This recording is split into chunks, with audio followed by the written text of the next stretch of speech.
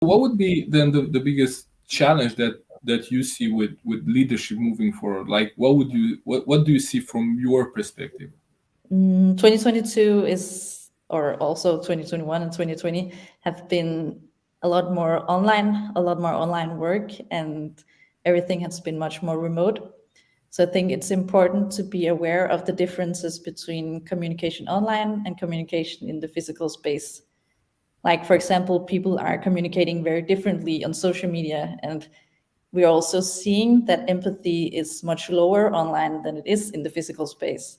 And it has been very interesting to study this and find out what is actually causing that the empathy is lower on online than it is in the real world. And we have discovered that there are three main reasons why people have less empathy online than in the real world. One of the reasons is because people feel more anonymous, is that they feel like other people don't know exactly who they are. It could even be because they are hiding behind an anonymous name, or even it's just that people can't see them, how they look or who they are, so they feel like they're more anonymous.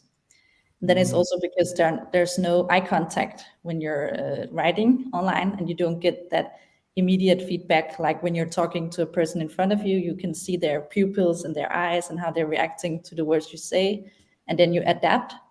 But when you're sitting there and typing the things you're writing, you don't get that physical or that feedback to adjust your topic.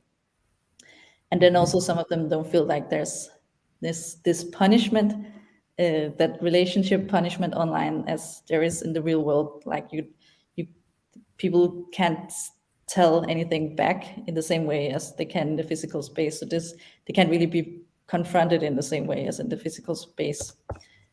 And of course, this doesn't mean that you can't lead remotely or online in anything like that.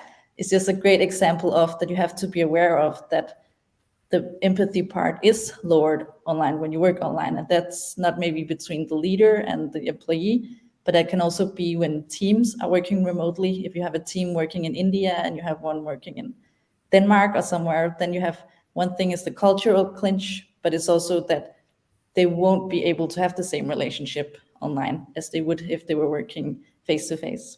So that's just something to be aware of, and a challenge to face in the years to come, in 2022 and many years to come.